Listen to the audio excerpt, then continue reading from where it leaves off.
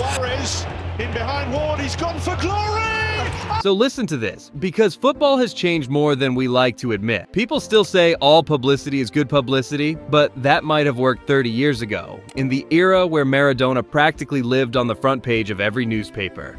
Every headline bigger, crazier, more unbelievable than the last. His chaos, his madness, his rock star existence somehow added to the legend. Proof that he was larger than the sport itself. But in today's world, that formula collapses instantly. When Luis Suarez kept appearing in headlines for the worst possible reasons, even when Maradona himself publicly defended him, saying he saw his younger self in Suarez, nobody cared, nobody listened, because the modern media machine doesn't slow down for sympathy. It doesn't wait for explanation. It doesn't want context. It wants a villain, a spectacle, a scandal. And before anyone could blink, Suarez became exactly that. A monster, a madman, a vampire, the Cannibal of Amsterdam. If you haven't subscribed to Prime Focus yet, go ahead and hit that button.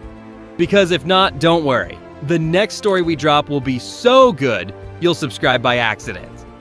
A man reduced to memes and insults, and while everyone was busy mocking him, laughing at him, judging him, they forgot to do something important. They forgot to stop, step back, and actually admire the fact that at one point in time, Suarez wasn't just good. He was arguably the best player in the world. The only man in the toughest era in football history who managed to rip 2 European golden boots right out of the hands of Cristiano Ronaldo and Lionel Messi. But somehow, despite everything he achieved, despite the impossible heights he reached, the people who were distracted back then seem to have forgotten him now. But did Suarez actually deserve to be the most hated footballer in the world? Because after going back through his life, after retracing every moment, every misstep, every decision, I'm no longer sure. In fact, I can almost pinpoint the exact year where everything snapped. 1994, the year his family moved to Montevideo, and Suarez was so terrified of the city that his parents let him stay with his grandmother for a while. But when he finally moved, it was worse than anything he imagined. Kids bullied him because of his rural accent. He was scared to even go outside to play football, convinced the city was dangerous. And when he finally worked up the courage, a car literally ran over his foot and broke his metatarsal. Before he knew it, he was depressed, frustrated, angry at everything, angry at everyone, convinced nothing in his life would ever go right. As he said, I didn't want to study, I didn't want to train, and the anger kept building until he started rebelling, and that rebellion destroyed him. Then came the next blow. His parents divorced when he was 14, leaving his mother to raise 7 children alone, forcing Suarez to work as a street sweeper, pushing him deeper into the spiral. A year later, he was skipping practice, going out at night, mixing with the wrong people, drinking, drifting, losing himself. And of course, that was when the first violent incident hit, headbutting a referee so hard he nearly broke the man's nose, dragging Suarez into trouble with the club. But here's the crazy part. A small, almost forgettable moment ended up snowballing into something unbelievably dark, because Suarez's team was tied to cartels, the type who bribed and threatened referees regularly, so they tried to cover the incident. Until a journalist discovered what was happening, and that journalist ended up being shot on his own doorstep. He survived only because the hitman panicked at the last second and shot him in the leg instead. It's insane, but that's how chaotic Suarez's early environment was. And yet, somehow, Nacional still didn't kick him out, only keeping him because one coach vouched for him and begged the club to give Suarez one last chance. And that was when fate intervened, when Suarez met Sofia Balbi, the one person who could calm his rage, steady his chaos, and convince him he actually had a future. Suddenly, everything changed. His confidence shot upward, and he exploded past expectations, scoring 63 goals in a single year, just one short of the Academy's all-time record, the same record held by the Uruguayan legend Ruben Sosa. Sofia had become the anchor, the stabilizer, the guardian angel he didn't know he needed, but then she left. Her family moved to Barcelona, leaving Suarez alone again, and he could have collapsed right back into darkness. But he didn't. Instead, he made her a promise that rewired his entire destiny. I'm gonna make it. I'm gonna be so good they'll have to bring me to Europe. I'll come to Barcelona. And unbelievably, 2 years later, he kept that promise. He made his debut season in Uruguay's first division, scored 12 goals, won the league, and on one of his best nights, former Groningen player Henk Veldmade happened to be watching. He was there to scout someone else, but Suarez stole his attention instantly, and when Nacional demanded $800,000, a ridiculous fee, Henk insisted and signed him anyway. And again, if you haven't subscribed to Prime Focus yet, go ahead and hit that button. Because if not, don't worry.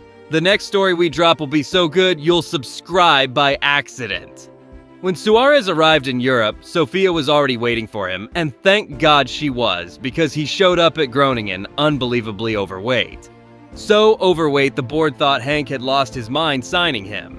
Suarez only survived because Sofia took charge, made all his meals, and forced him to give up the Coca-Cola addiction he practically lived on. Weeks later, lean and sharp, he scored his first European goal in the club's first continental campaign in 13 years. But the temper was still there. In the second leg, he got subbed off and started screaming at the manager, who smashed an umbrella on the ground in anger.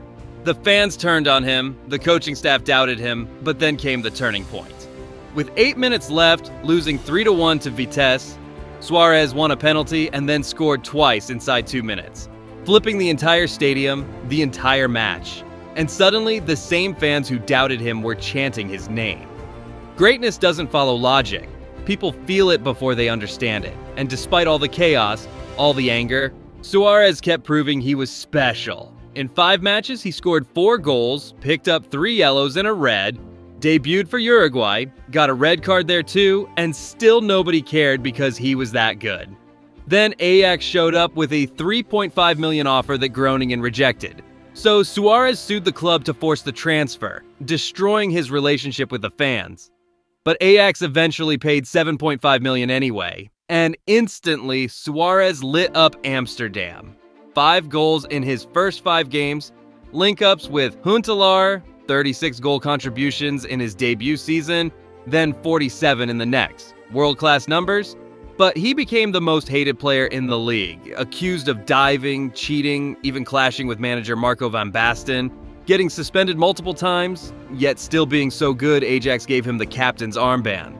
And under that responsibility, he delivered the most insane season of his life in the Eredivisie. 73 goal contributions in one season. But even then, Ajax lost the league by 1 point. He won the cup, became player of the year, but somehow it still felt like not enough. Then came the World Cup, a roller coaster of insanity. Suarez scored or assisted every single one of Uruguay's goals up to the quarterfinals, forming a miracle partnership with Forlan in Uruguay's first quarterfinal in 40 years. And then came the moment that split the football world in half. Ghana's shot heading into the net, Suarez blocking it with his hands, getting a red card, walking off crying, looking back just in time to see Gyan miss the penalty and Uruguay qualify. The celebration said everything. He would do anything to win. And yet millions called him a cheat forever. Was it worth it? Depends who you ask. But instead of joining a European giant after that World Cup, he stayed at Ajax, dipped slightly in form, and then unleashed the moment that turned him into a global villain, biting PSV's Otman Bakal, earning a 7-match ban, and yet Liverpool still signed him for $26 million. Coincidentally, on the same day they sold Torres. He would have been their record signing if they hadn't bought Andy Carroll for a shocking $41 million that same afternoon. His fame as an uncontrollable madman followed him to England, but his talent silenced doubters instantly.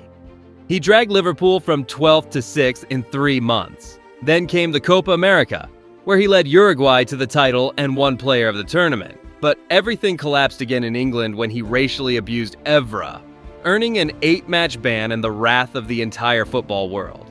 He got booed, insulted, lost form, lost control, showing middle fingers to fans, refusing to shake Evra's hand, kicking a ball toward the United bench. But once again, his football resurrected him and he delivered 43 goal contributions in 44 matches. Until he bit Ivanovic and got banned for the rest of the season. Despite everything he achieved, newspapers still called him the most hated player on earth, saying he would probably punch a baby next, and going into the next World Cup, all he needed was to stay calm and perform. But after scoring twice against England, he bit Chiellini with billions watching, earning a 4-month ban from all football activity, not even allowed to train, right after joining Barcelona as the third most expensive player in history. FIFA didn't even nominate him for the Ballon d'Or,